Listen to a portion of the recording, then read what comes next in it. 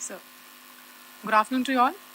On the intervening night of 8th 9th May 2025, Pakistan military carry out multiple violations of Indian airspace along the entire western border with an intent to target military infrastructure. Pakistan military also resorted to firing of heavy caliber weapons along the line of control. Along the international border and line of control, drone intrusions were attempted from Leh to Sar Creek at 36 locations with approximately 300 to 400 drones. Indian Armed Forces brought down a number of these drones using kinetic and non-kinetic means. The possible purpose of these large-scale aerial intrusions were to test the AD systems and gather intelligence. Forensic examination of the drone debris is being undertaken. Preliminary reports suggest them to be of Aziz Guard Songa drone of Turkey.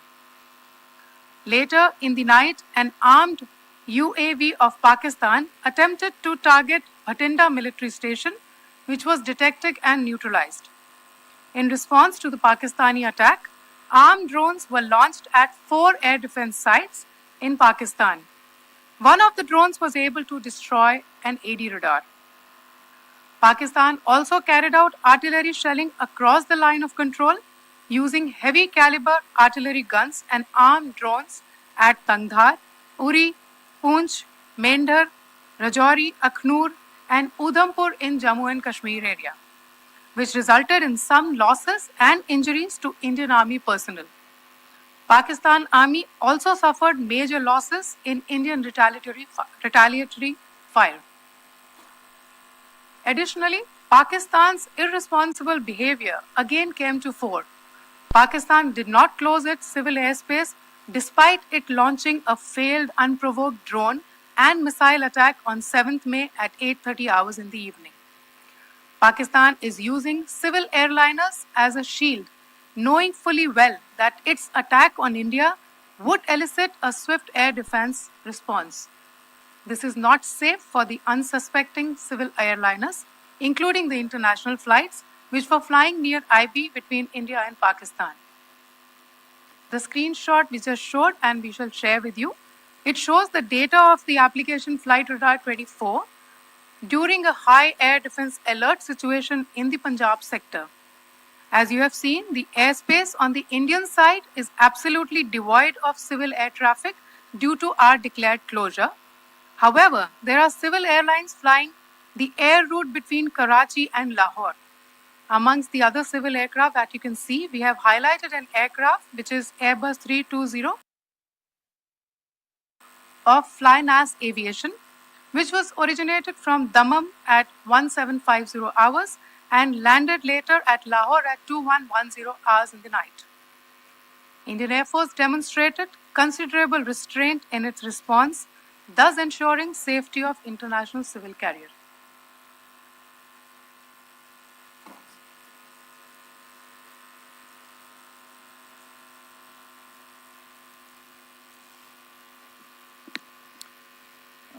Thank you, Colonel Qureshi, Wing Commander Singh. I have just a few points to share in addition. कल रात की पाकिस्तानी सेना की कायरतापूर्ण गतिविधियों से आपको colonel Qureshi और विंग कमांडर सिंह ने पहले ही अवगत करा दिया गया है. These provocative and escalatory actions that were taken by Pakistan last night were targeted at Indian cities and civilian infrastructure, in addition to some military targets. The Indian Armed Forces responded proportionately, adequately and responsibly. ये जो हमले हुए कल रात को भारतीय सैन्य इकाइयों ने पर्याप्त रूप से और एक जिम्मेदाराना रुख अपनाते हुए इन हरकतों का उत्तर दिया. What I want to underline is that the official and blatantly farcical denial of these attacks that Pakistan carried out by the Pakistani state machinery is yet another example of their duplicity and the new depths that they are plumbing in their quest for disinformation. The other point in the same vein is Pakistani claims that they did not target or attack any religious places. You would recall that yesterday I shared with you an incident related to the attack on a Gurdwara in Poonch. Instead of owning up to these attacks, Pakistan made the preposterous and outrageous claim that it was the Indian Armed Forces and the Indian Air Force that was targeting cities like Amritsar and trying to put the blame on Pakistan. This is nothing but a desperate attempt by Pakistan to disown its acts of aggression, but it is also true to type in its effort to deceive and mislead the world. It will not succeed. The Gurdwara in Poonch in particular was attacked by Pakistan, and some local members of the Sikh community, including a Ragi of the Gurdwara, lost their lives in this incident, as I shared yesterday. TV पर आप इस हमले के चित्र देख सकते हैं. In addition, that we would attack our own cities is the kind of deranged fantasy that only the Pakistani state can come up with. Perhaps they do it because they are well versed in such action, as their history would show. The last point I wanted to make this evening is again this disinformation that is coming from Pakistan about India targeting the Nankana Sahib Gurdwara through a drone attack. This is again yet another blatant lie and part of Pakistan's disinformation campaign. As we saw in the Pahalgam attack, Pakistan is again trying desperately to impart a communal hue to the situation with an intention to create discord. Again, we are not surprised. India's steadfast unity in itself is a challenge to Pakistan. Let me stop there. I have time only for a few questions and be happy to try and answer them. First, I call Siddharth. Siddharth, please. Hi, sir. I'm Siddharth from Beyond. So this is Siddharth behind, please. The other Siddharth. Yes. Hi, sir. I'm Siddharth from CNN News 18. Sir, I only want to know from you the status of Kartarpur corridor. Is it open or not? If you can. I think you're all aware of the situation along the entire India-Pakistan border and the areas around the line of control. In view of the existing security scenario, the services of the Kartarpur Sahib corridor have been suspended till further directions. We'll update you as and when there is a change in the situation. We have a question here. Rishabh. So, good evening, Rishabh from Times Now. So, you spoke about religious places being hit in Jammu. There's another religious place which is a Carmelite nun church that has been hit. What do you have to say about it? If you can explain that to us. Yeah, actually, we do have some information about this extremely regrettable and condemnable incident. During heavy shelling across the line of control in the early morning of 7th May, a shell fired from Pakistan landed just behind the Christ School run by the Carmelites of Mary Immaculate congregation in Poonch. Tragically, the shell fired from Pakistan hit the home of 2 students of the Christ School. Both students unfortunately lost their lives and their parents were severely injured. Another Pakistani shell struck a Christian convent of nuns belonging to the congregation of the Mother of Carmel, damaging water tanks and destroying solar panel infrastructure. Several priests, nuns, school staff, and local residents took refuge in an underground hall beneath the Christ School during the shelling by Pakistan. The school happened to be closed at the time, fortunately, Otherwise, more losses would have occurred. Again, we have seen the Pakistani side targeting and shelling places of worship with a particular design. This includes gurdwaras.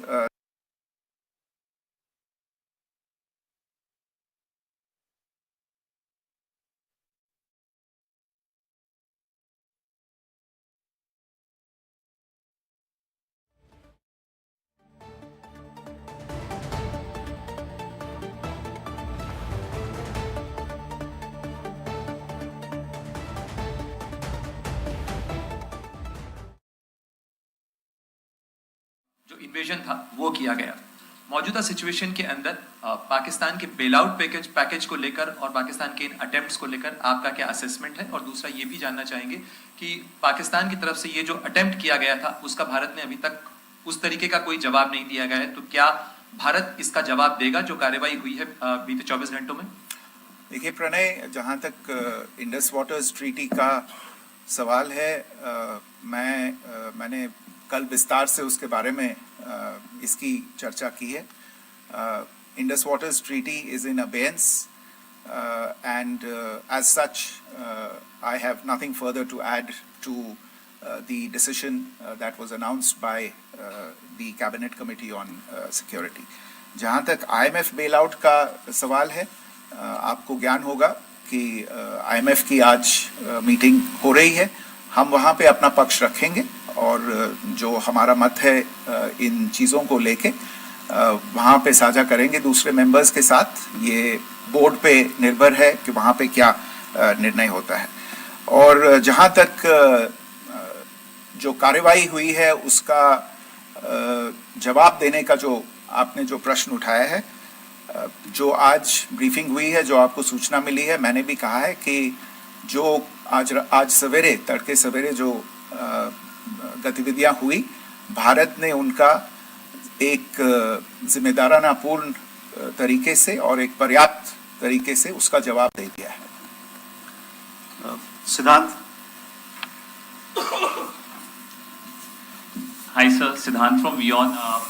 Sir, the External Affairs Minister has spoken to many of his counterparts around the world. Yesterday he spoke to the US Secretary of State Marco Rubio. So what were the key areas of conversations during that call? Yes, the minister had a conversation with the US Secretary of State. As you can imagine, the focus of discussions was the terrorist attack in Pahalgam and the response that India mounted after that on the 7th of May. The Secretary of State shared his thoughts on these developments with the minister. The minister deeply appreciated the US's commitment to work with India in the fight against terrorism, and he also underlined the targeted measures that India had taken in connection with Ops Sindoor. The minister also underlined that India would firmly counter any attempts at escalation from there. But in follow-up to that, as you are aware, there have been a number of other conversations. The minister had a conversation with the UK Foreign Secretary, David Lammy, today. There too, the discussion centered around countering terrorism, for which there must be zero tolerance. And I understand just a short while ago, the External Affairs Minister has also spoken to the Foreign Minister of Norway, Espen Barth Eide, which was also focused on recent developments stemming from the terrorist act in Pahalgam. One last question, Sudhi. Sir, Foreign Secretary, thank you for doing this. Sudhi Ranjan from Bloomberg. Foreign Secretary, India had struck Bahawalpur the other day, which is also connected with the murder of one of us, journalist Daniel Pearl. If you could give us an understanding of what exactly are the reports that you're getting. You're right. Bahawalpur is the headquarters of the Jaish-e-Mohammed terrorist group that is proscribed by the United Nations. Its leader, Maulana Masood Azhar, is a proscribed individual. It is, you brought up the connection with the tragic death or killing of Daniel Pearl of the Wall Street Journal. The Jaish-e-Mohammed was in some way directly or indirectly responsible for the death of Daniel Pearl. But the real connection is through Ahmed Omar Saeed Sheikh, the British Pakistani jihadi who was held in India but was finally released in 2000, and he was the person who lured Daniel Pearl to his eventually leading to his murder. So these are all obviously connected figures, connected individuals, connected institutions, and the attack on Bahawalpur, on that facility of the Jaish-e-Mohammed in Bahawalpur is, I would imagine, a fitting part of this unfortunate incident. Thank you all. Thank you, sir. With that, we come to the closure of this press briefing. Thank you very much.